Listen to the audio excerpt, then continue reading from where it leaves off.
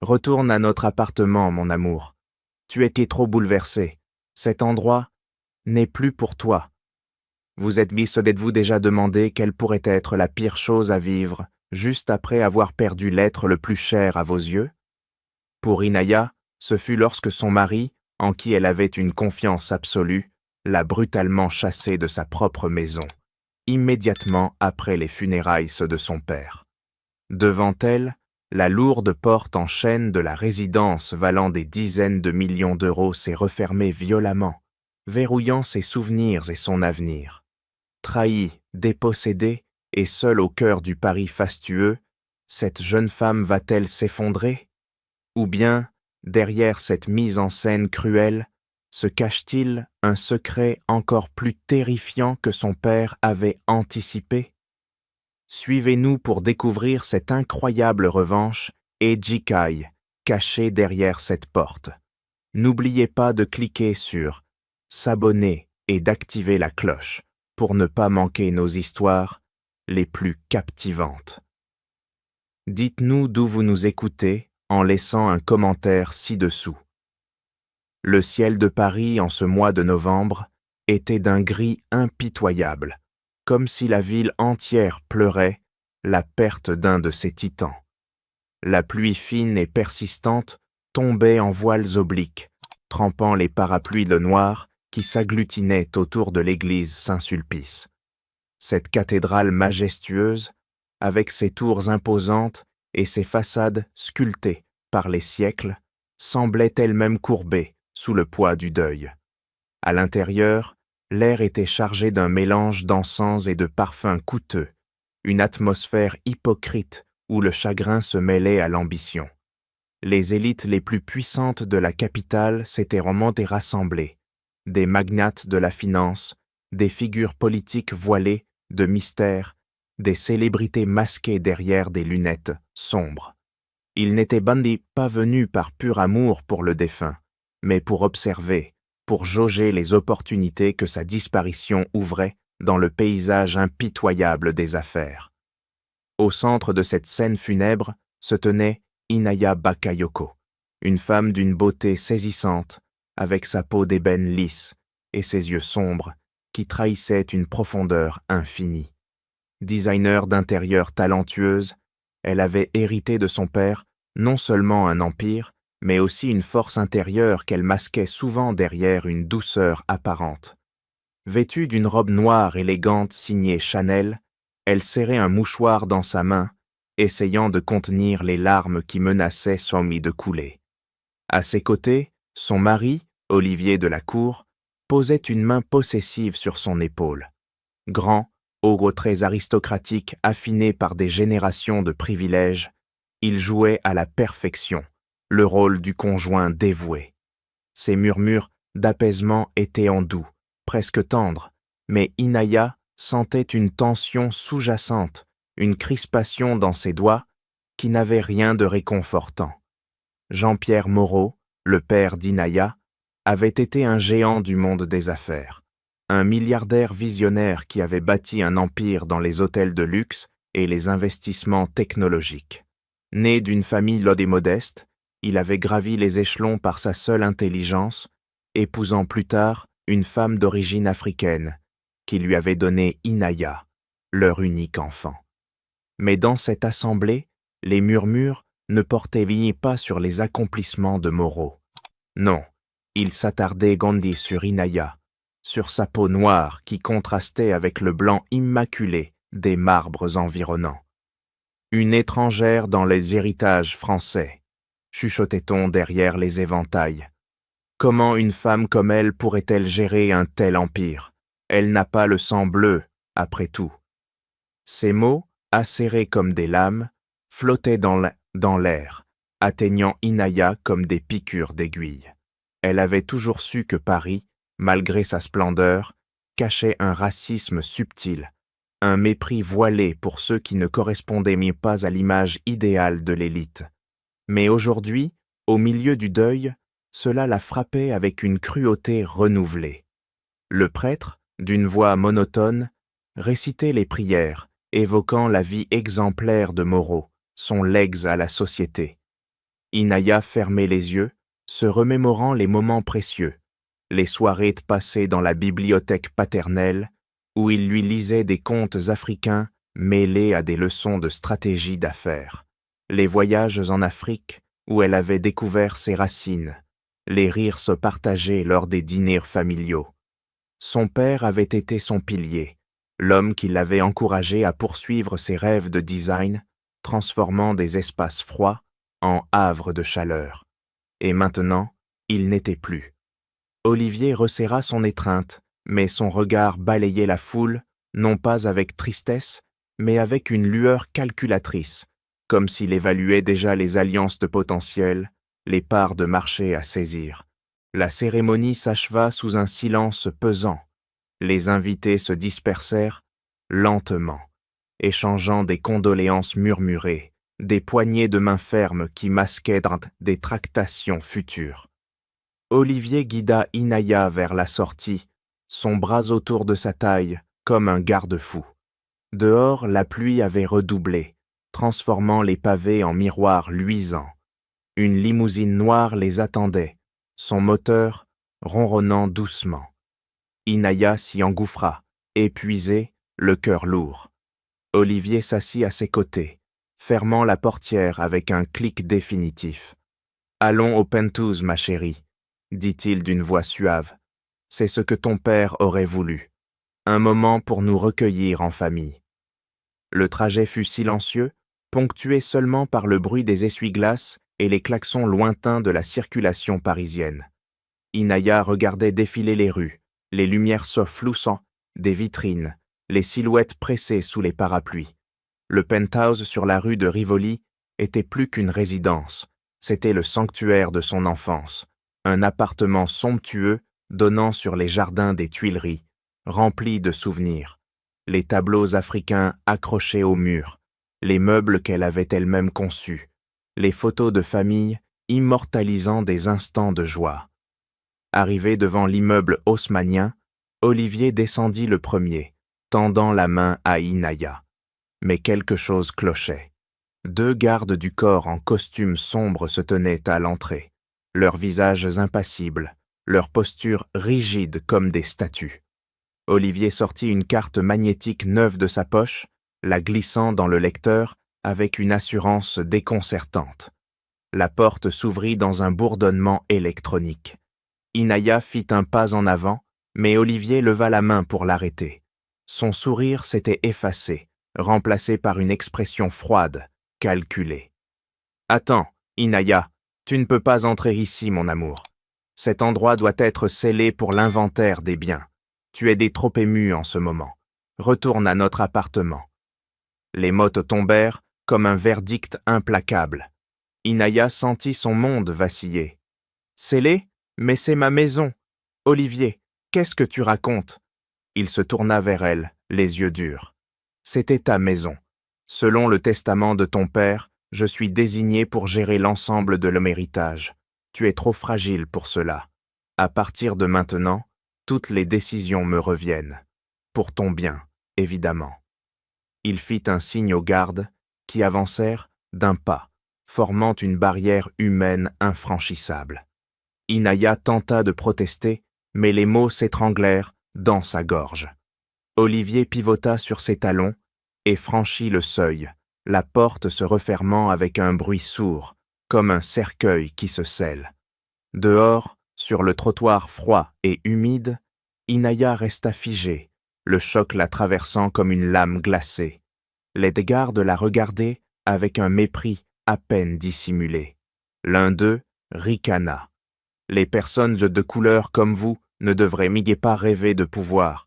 Restez à votre place. » Ces paroles, chargées de racisme pur, la frappèrent en plein cœur, ravivant toutes les blessures accumulées au fil des ans dans cette ville qui prétendait être la capitale de la lumière.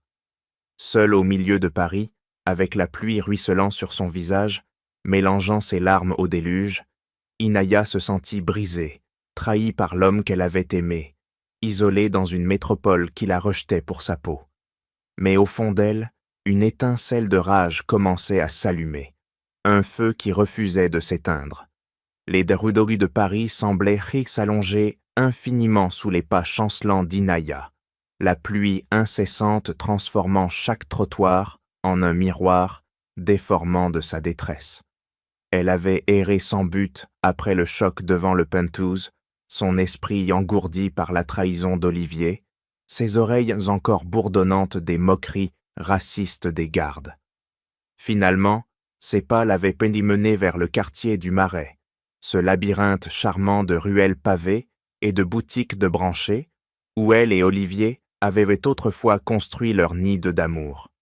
L'appartement qu'ils partageaient était un havre moderne, avec ses hauts plafonds, ses murs ornés d'œuvres d'art contemporaines, qu'Inaya avait elle-même sélectionnées, et une vue imprenable sur les toits haussmanniens.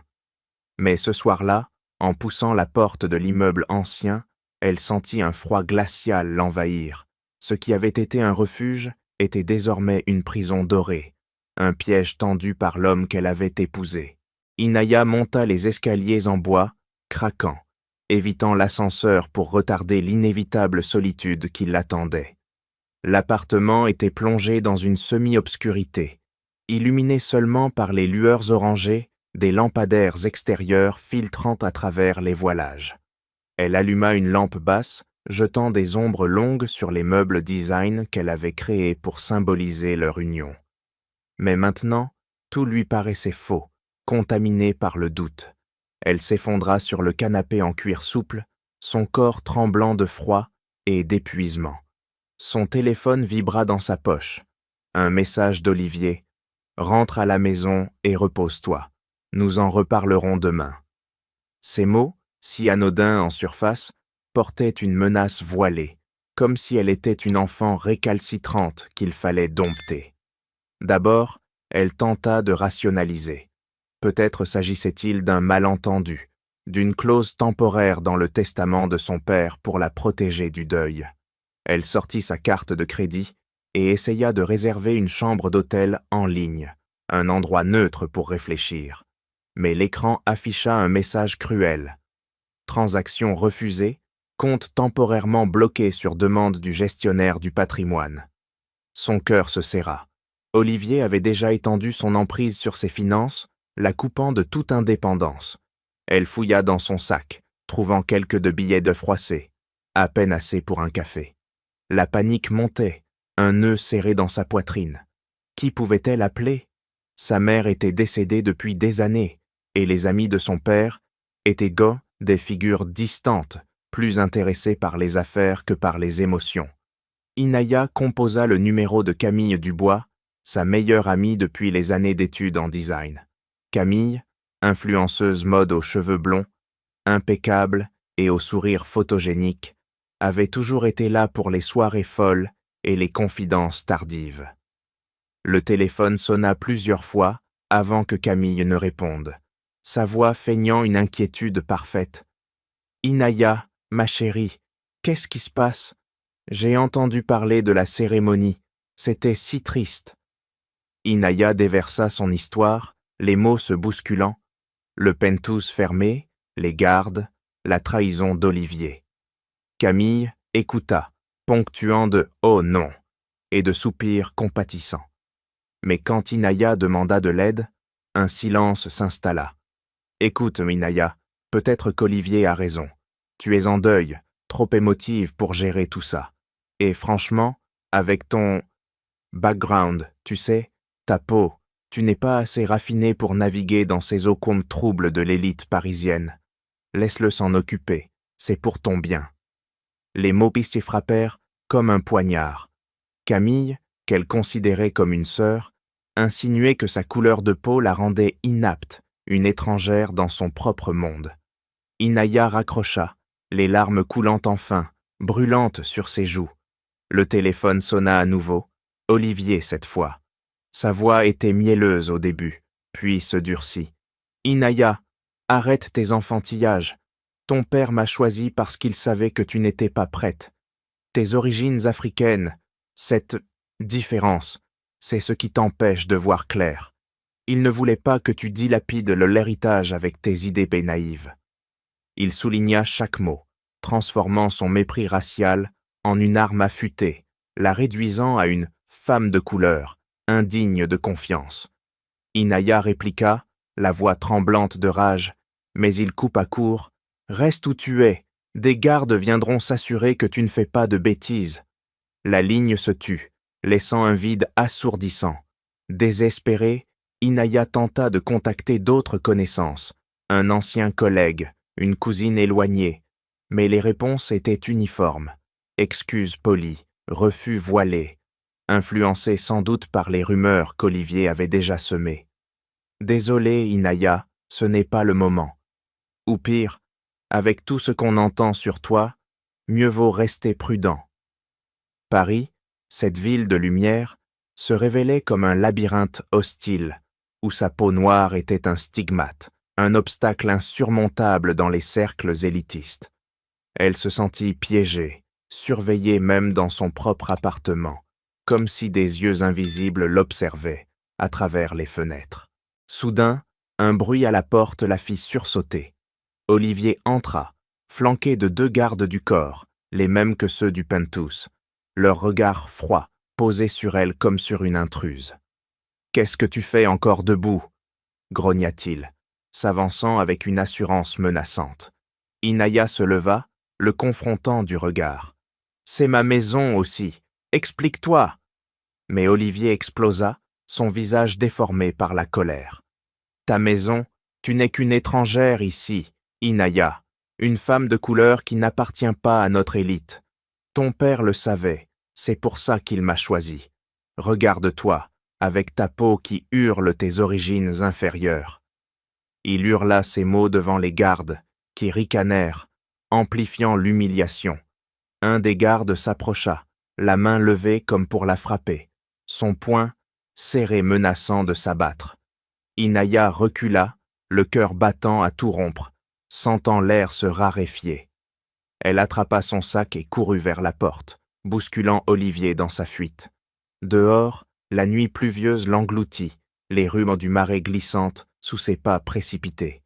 Elle courut sans s'arrêter, le souffle court, les insultes racistes résonnant dans sa tête comme un écho infernal. Seule, traquée, elle savait que la bataille ne faisait que commencer. Mais pour l'instant, la survie primait. Si cette histoire vous captive, n'oubliez pas de cliquer sur « S'abonner » et d'activer la cloche pour ne pas manquer la suite et nos autres récits palpitants. Dites-nous d'où vous nous écoutez en laissant un commentaire ci-dessous. Les motifs, les rues du Marais s'estompaient derrière Inaya comme un mauvais rêve, mais la réalité la rattrapait à chaque foulée. La pluie martelait son visage, trempant ses vêtements jusqu'à l'os, tandis qu'elle fuyait l'appartement transformé en piège. Ses poumons brûlaient, son cœur cognait follement contre sa poitrine, mais elle ne s'arrêtait pas. Les insultes d'Olivier, ses mots venimeux sur sa peau noire, ses origines inférieures, résonnaient en boucle dans son esprit, alimentant une rage qui la propulsait en avant.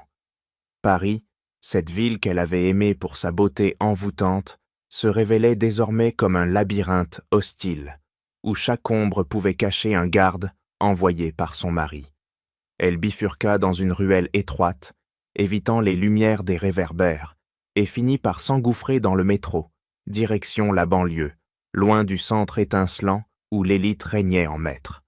Le jour se leva sur un Paris gris et humide, mais Inaya avait trouvé refuge dans un petit café anonyme en périphérie, un établissement modeste, niché entre des immeubles délabrés et des boutiques fermées.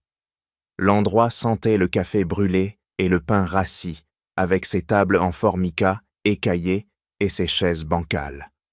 Les clients, des ouvriers matinaux et des retraités solitaires, jetaient donc des regards suspicieux vers cette femme élégante à la peau d'ébène, assise dans un coin sombre, un café froid devant elle. L'atmosphère était lourde de tension, comme si l'air même portait le poids des préjugés. Inaya sentait les yeux la scruter, des murmures étouffés sur cette étrangère qui n'a pas l'air d'ici. Elle avait passé la nuit dans un hôtel bon marché, payé avec les derniers euros qu'elle avait grattés, mais maintenant, La faim et la peur la tenaillaient. Son téléphone vibrait sporadiquement. Des appels manqués d'Olivier, des messages menaçants qui promettaient de la ramener à la raison. Assise là, enveloppée dans un manteau trop fin pour le froid automnal, Inaya fouillait dans ses souvenirs pour trouver un semblant de force. Elle repensait à son enfance, ces moments où les amis d'Olivier, des enfants de familles aristocratiques, la regardaient de haut lors des fêtes d'anniversaire. « Pourquoi ton père t'a-t-il adopté? Tu ne ressembles pas à une vraie Française », lui avait-il lancé un jour, riant aux éclats, tandis qu'Olivier, déjà adolescent, observait sans intervenir. Ses blessures, qu'elle avait enfouies sous des couches de succès professionnel, ressurgissaient maintenant avec une clarté cruelle. Olivier avait toujours su exploiter ses faiblesses, masquant son racisme derrière des compliments voilés. Et son père, Jean-Pierre Moreau, avait-il vu cela? Avait-il pressenti la trahison qui se tramait? Un bruit à la porte du café la fit sursauter. Un livreur en uniforme entra, portant une boîte en bois, svelte, ni trop grande ni trop petite, scellée avec soin. Il balaya la salle du regard et s'approcha d'elle.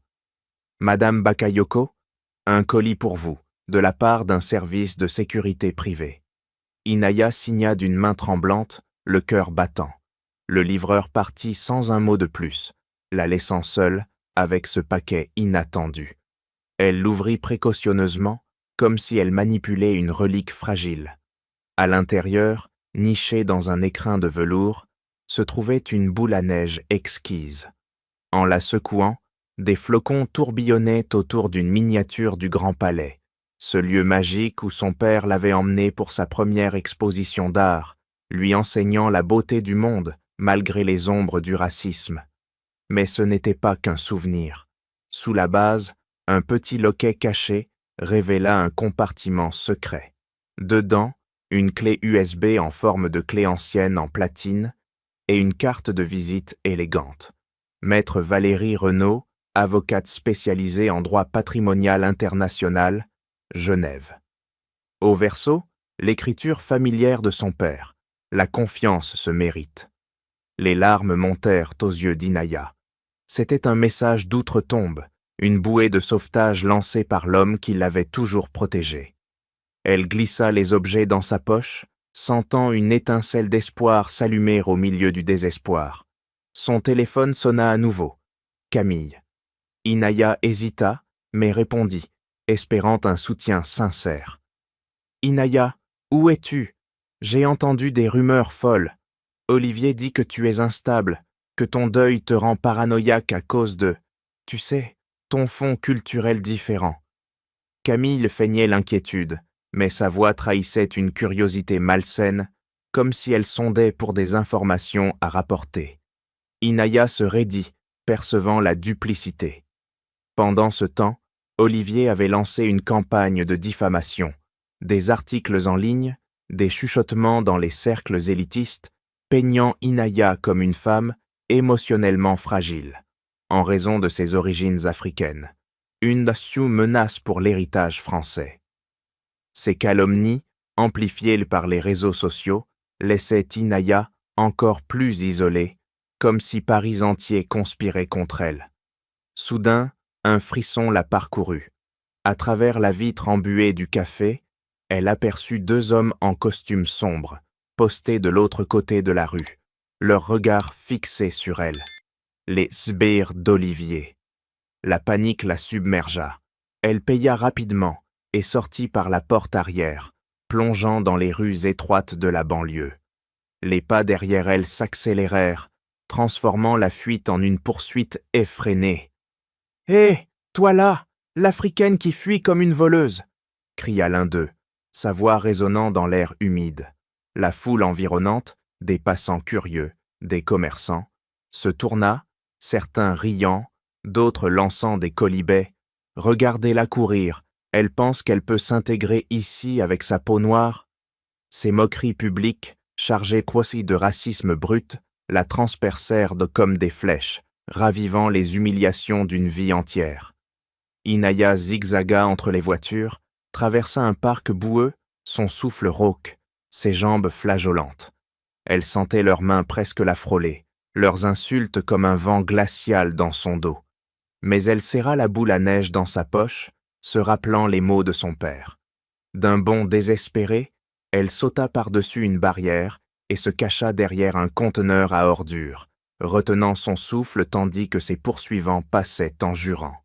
Le silence revint, ponctué seulement par les battements de son cœur. Elle avait échappé, pour l'instant. Tenant fermement le cadeau de son père, Inaya sentit une détermination farouche naître en elle. Ce n'était plus seulement une survie, c'était le début d'une lutte. Les secrets qu'il avait laissés étaient sa arme, et elle les utiliserait pour reprendre ce qui lui appartenait. Si cette onde d'histoire vous intrigue, n'oubliez pas de cliquer sur s'abonner et d'activer la cloche pour ne pas manquer la suite et nos autres récits captivants. Dites-nous d'où vous nous écoutez en laissant un commentaire ci-dessous. Les ombres de la banlieue s'allongeaient comme des doigts crochus, mais Inaya avait enfin semé ses poursuivants. Haletante, adossée à un mur tagué dans une ruelle oubliée, elle serrait la boule à neige contre sa poitrine, sentant le métal froid de la clé USB à travers le tissu de sa poche. Le message de son père, la confiance se mieux mérite, résonnait comme un mantra dans son esprit tourmenté. Genève. C'était là que se trouvait maître Valérie Renaud, l'avocate dont la carte de visite promettait des réponses. Mais comment y aller? Sans argent, sans alliés, dans une ville qui la traquait comme une proie. Inaya fouilla dans son sac, ses doigts, tremblants, effleurant la montre Patek Philippe que son père lui avait offerte pour son anniversaire. Un bijou inestimable, gravé de ses initiales, symbole de leur lien indéfectible. Vendre cela lui brisait le cœur, mais c'était sa seule issue. Elle se dirigea vers un prêteur sur gage discret en périphérie, un endroit sombre où les rêves brisés se monnayaient contre du cash froid. Le propriétaire, un homme bedonnant aux yeux perçants, examina la montre sous une loupe, son visage impassible trahissant une cupidité à peine voilée. « Une pièce rare, madame, mais avec votre apparence, je me demande si elle c'est vraiment à vous. » Ces mots, chargés de suspicions racistes, la firent de bouillir intérieurement. Inaya ravala sa rage, négociant âprement jusqu'à obtenir une somme suffisante pour un billet de TGV et un peu de répit. Elle quitta la boutique, les billets au froissé dans sa main, se sentant dépouillée non seulement de l'objet, mais d'une partie de son âme. À la gare de Lyon, elle acheta un ticket pour Genève, se fondant dans la foule anonyme des voyageurs pressés. Le train filait à travers la campagne française, ses vitres reflétant un paysage flou de champs automnaux et de villages endormis. Assise dans un wagon bondé, Inaya gardait la tête baissée, son foulard masquant partiellement son visage. L'atmosphère était chargée de secrets et de dangers. Chaque regard croisé pouvait être celui d'un espion d'Olivier. Durant le voyage, les souvenirs affluaient comme un torrent impitoyable. Elle revoyait les soirées mondaines à Paris, où l'élite la toisait avec un mépris subtil. « Charmante pour une femme de votre origine », disait Lamontil en souriant, leurs yeux trahissant un dédain pour sa peau noire. Olivier, autrefois son protecteur apparent, avait souvent ri de ses plaisanteries, renforçant insidieusement son sentiment d'infériorité. Et son père, avait-il vu cela? Jean-Pierre Moreau, cet homme visionnaire qui avait bâti un empire malgré les obstacles, avait toujours défendu ses racines africaines, lui enseignant la fierté de son héritage swahili. « Inaya, ta peau est ton armure, pas ta faiblesse, » lui disait-il. Ces mots la soutenaient de maintenant, alors que le train traversait les Alpes, approchant de la frontière suisse. Genève apparut enfin, avec son lac Léman scintillant sous un soleil timide, bordé de montagnes majestueuses. Inaya descendit du train, l'air frais la revigorant malgré l'épuisement. Le bureau de maître Renaud se nichait dans un immeuble moderne au bord du lac, ses baies de vitrées offrant une vue panoramique sur les eaux calmes et les yachts amarrés. Elle monta dans l'ascenseur, le cœur battant, et fut accueillie par une secrétaire polie qui la fit entrer sans délai. Valérie Renaud était une femme d'une quarantaine d'années, aux cheveux courts et au regard acéré, vêtue d'un tailleur impeccable. Son bureau, minimaliste et élégant, respirait le pouvoir discret. « Madame Bakayoko, je vous attendais. Votre père m'avait prévenu que ce jour pourrait arriver. » Inaya s'assit, sortant la clé USB avec des mains tremblantes. Renaud la brancha sur un ordinateur sécurisé, ses doigts volant sur le clavier. Le testament que Olivier brandit à Paris n'est qu'un appât, un leurre conçu par votre père pour tester les loyautés. Le vrai document, notarié ici en Suisse, contient une clause de déchéance pour indignité. Les yeux d'Inaya s'écarquillèrent. La clé USB révéla d'abord des données propres, une copie du faux testament. Puis, avec un mot de passe que Renaud connaissait, étoile filante, le nom du cheval que son père lui avait offert, un dossier crypté s'ouvrit. Des enregistrements audio, des vidéos granuleuses. Olivier en réunion secrète avec Camille, complotant pour vendre à bas prix les actifs technologiques de l'Empire Moreau. Elle est un obstacle, avec ses origines africaines, qui salissent l'image de l'élite, grognait Olivier dans un fichier, son mépris racial, suintant comme du poison. Camille riait, ajoutant « Une femme noire à la tête d'un empire français ? Ridicule !» Inaya sentit la bile monter, affrontant ses preuves comme des coups de poignard, ravivant les souvenirs douloureux de dîner où l'élite parisienne la reléguait au rôle de diversité exotique. Soudain, le téléphone de Renaud sonna. C'était Olivier, sa voix tonitruante à travers le haut-parleur. « Où est-elle ? Je sais qu'elle est à Genève. » Comment avait-il su ? Peut-être un traceur ou un informateur. Inaya paniqua, mais avant qu'elle ne puisse réagir, des bruits de pas lourds retentirent dans le couloir. La porte s'ouvrit violemment. 2 sbires d'Olivier irrompant, leurs visages tordus de rage. « La voilà, la petite africaine qui se prend pour une héritière !» hurla l'un, se jetant sur elle avec des paroles discriminatoires qui la transpercèrent. « Retourne dans ton pays, sale noire, tu n'as pas ta place ici. » L'autre saisit la clé USB, causant un chaos infernal. Papier volant, meubles renversés. Inaya se débattit, griffant et criant, sentant leurs mains brutales sur ses bras. Renaud, vive comme l'éclair, appuya sur un bouton d'alarme, appelant la police suisse. Des sirènes hurlèrent au loin, les intrus hésitant juste assez pour qu'Inaya arrache la clé et s'enfuit par une porte latérale, Renaud la couvrant. Essoufflée, cachée dans une ruelle adjacente au lac, Inaya serrait les preuves contre elle. La police arriva à temps, emmenant les agresseurs, mais le danger persistait. Elle avait échappé de justesse, emportant avec elle la vérité explosive qui pouvait tout changer. Son père avait prévu cela, la protégeant au-delà de la mort. Si cette histoire vous captive, n'oubliez pas de cliquer sur « S'abonner » et d'activer la cloche pour ne pas manquer la suite et nos autres de récits palpitants.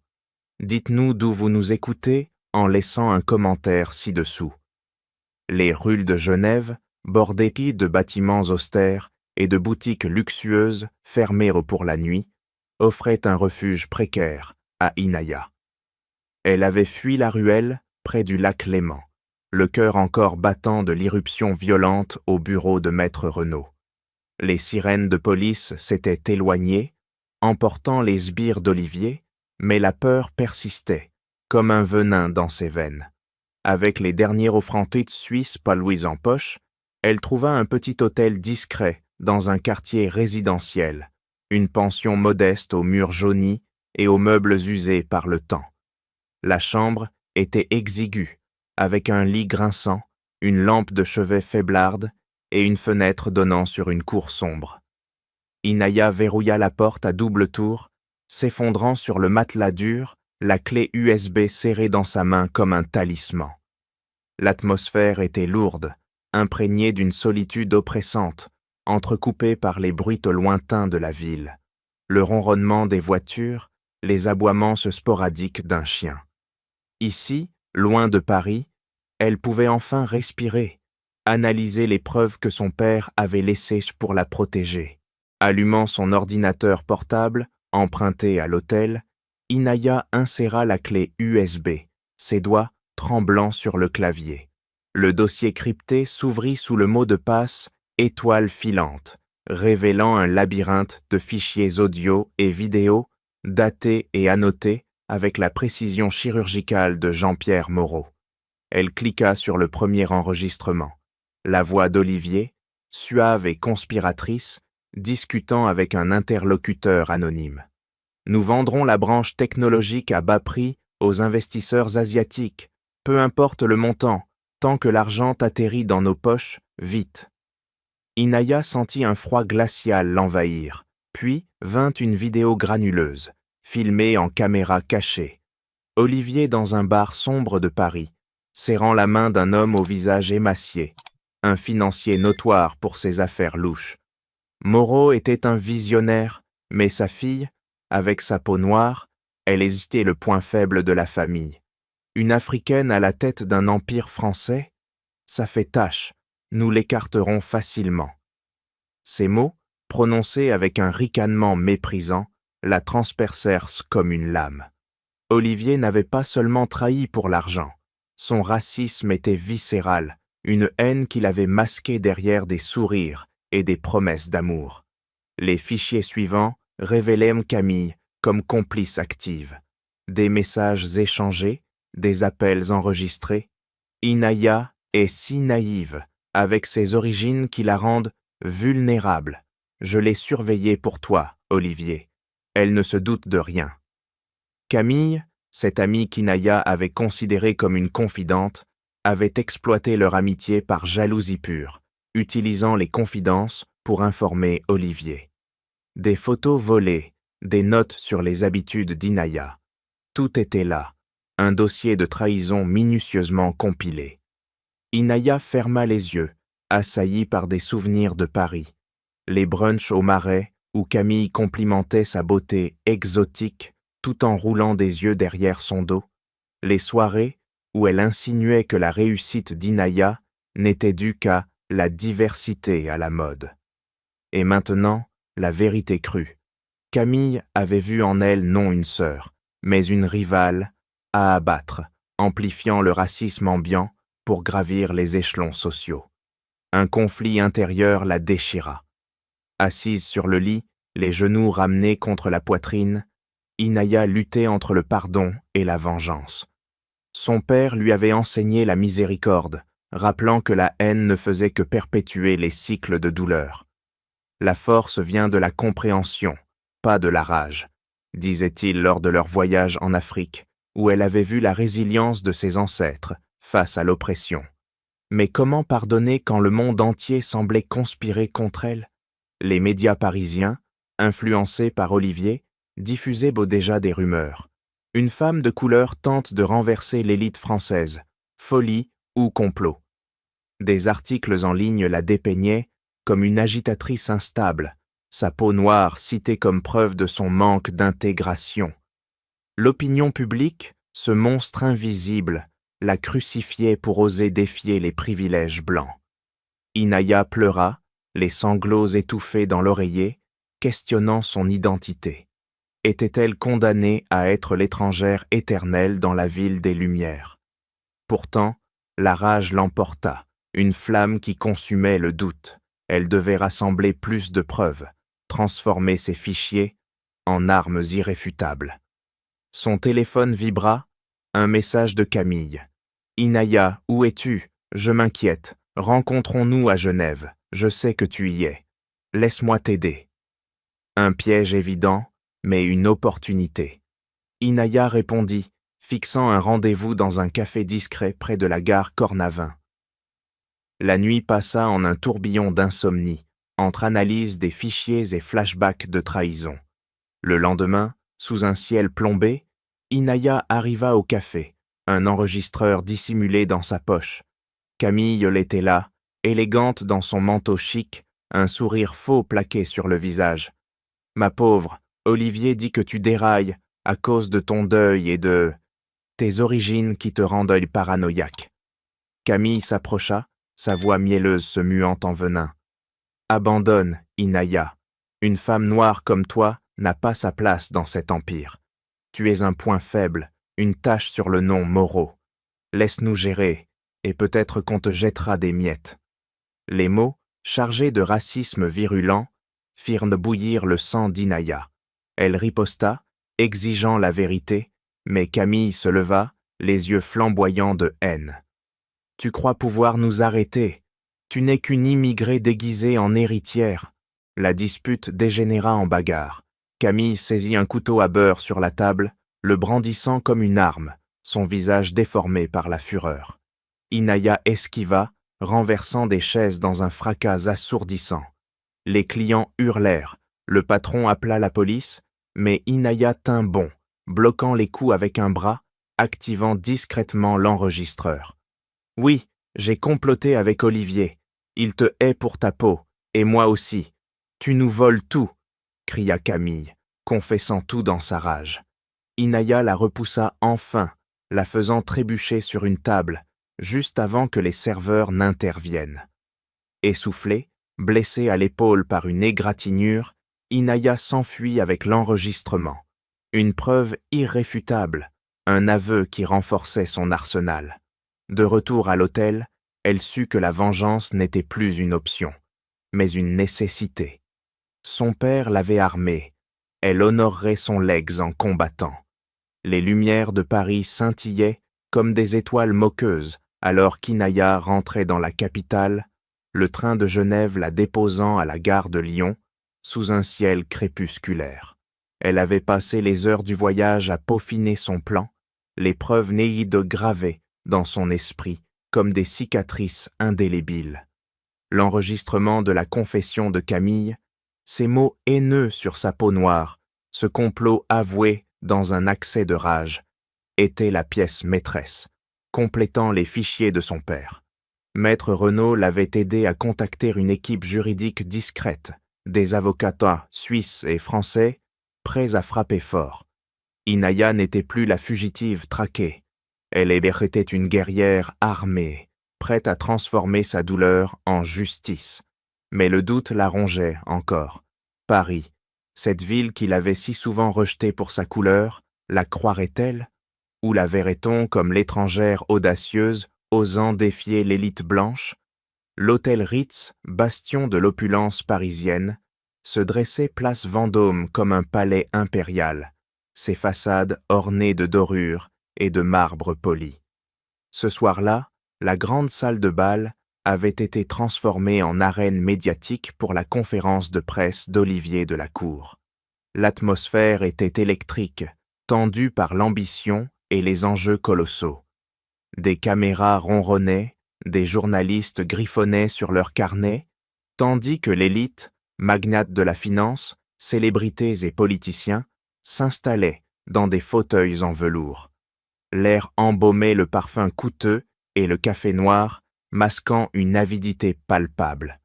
Olivier, au sommet de sa gloire illusoire, montait sur l'estrade avec une assurance aristocratique, son costume sur mesure soulignant sa silhouette élancée.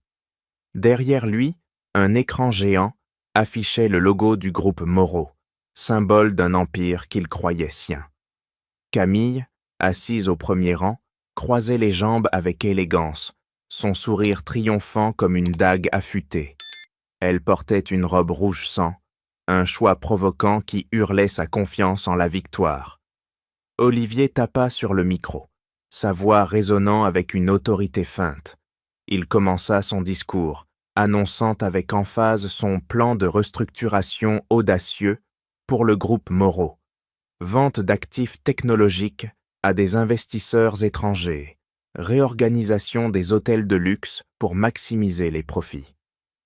Jean-Pierre Moreau aurait approuvé cette vision moderne, libérée des chaînes du passé, déclara-t-il, omettant sciemment le rôle d'Inaya, la reléguant à une ombre insignifiante. La foule applaudit poliment, certains hochant la tête en signe d'approbation, d'autres échangeant des regards calculateurs. Camille battait des mains avec enthousiasme, ses yeux pétillants de satisfaction. Mais sous cette façade, l'ambition bouillonnait. Olivier visait non seulement la richesse, mais la restauration de son nom aristocratique terni par des dettes ancestrales. Inaya observait depuis les coulisses, le cœur battant comme un tambour de guerre. Vêtue d'une robe noire sobre mais puissante, signée d'une créatrice africaine pour affirmer ses racines, elle serrait les poings. Maître Renaud et 2 avocats se tenaient à ses côtés, des dossiers sous le bras, prêts à déclencher l'ouragan. Elle avait infiltré l'événement via un contact discret, évitant les gardes d'Olivier qui patrouillaient les entrées. Quand Olivier conclut son allocution sous des applaudissements nourris, Inaya fit un signe. Les portes latérales s'ouvrirent avec un grincement théâtral et elle entra, tête haute, son équipe juridique en escorte. Un murmure parcourut la salle, grossissant en un bourdonnement confus. « Qui est-ce ? La fille de Moreau ? Une femme noire ici, audacieux. » Les préjugés affleuraient déjà, des regards dubitatifs la scrutant comme une intruse dans ce temple de privilèges blancs. Olivier pâlit, son sourire se figeant en un masque de surprise. Camille se redressa, les yeux écarquillés de panique contenue. Inaya s'avança vers l'estrade, sa voix claire et ferme résonnant dans le micro qu'elle saisit. « Mesdames et messieurs, avant que vous n'applaudissiez ce plan, permettez-moi de révéler la vérité. » Elle fit un geste au technicien et l'écran géant s'alluma sur une vidéo granuleuse. Olivier en réunion secrète, complotant la vente à sa bas prix. Sa voix emplissait la salle.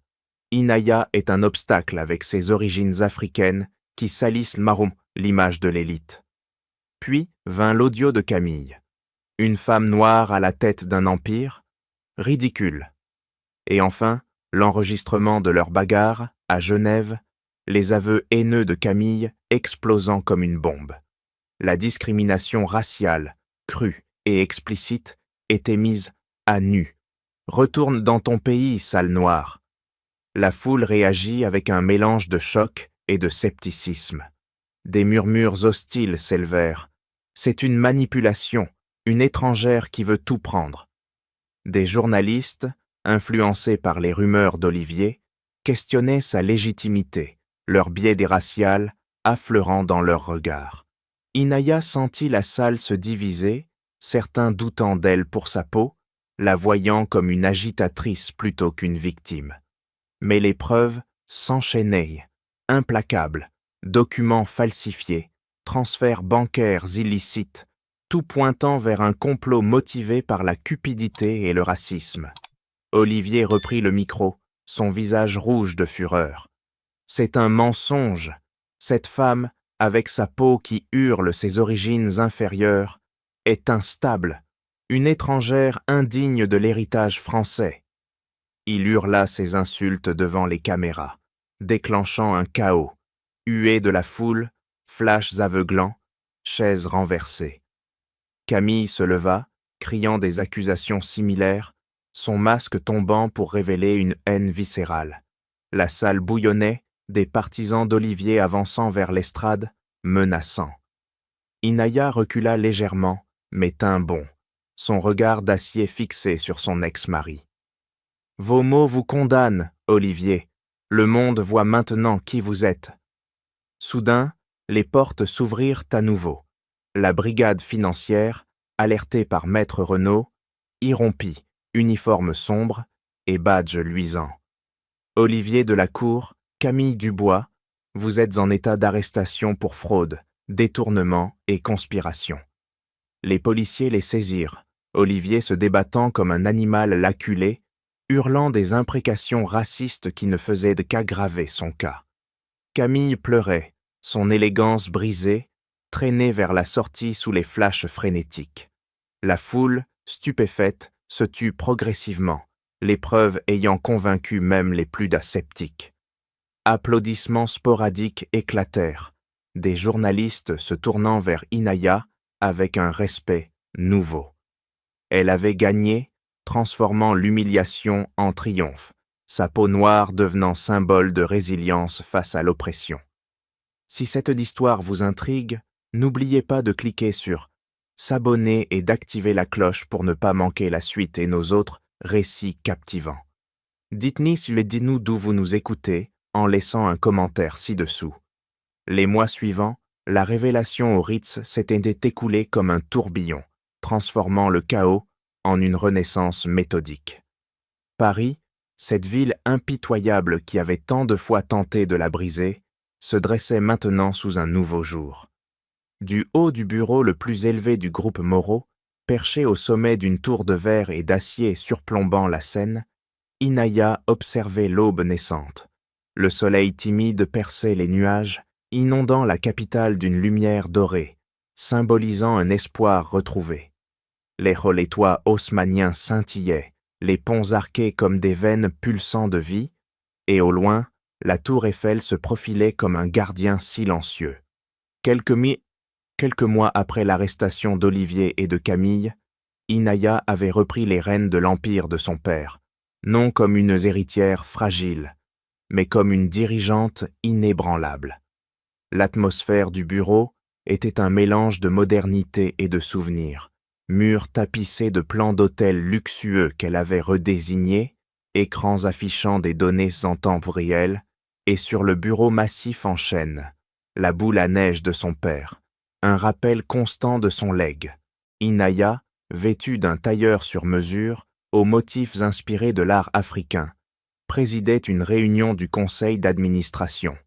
Les membres, autrefois sceptiques face à cette femme noire osant diriger un empire français, la regardaient si maintenant avec un respect mêlé de crainte.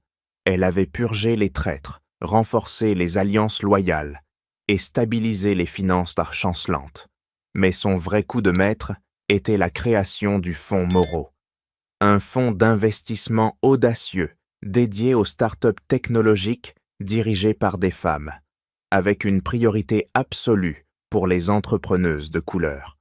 Nous ne construirons pas seulement des entreprises, nous briserons les chaînes du préjugé, déclara-t-elle d'une voix ferme, projetant des slides sur l'écran géant.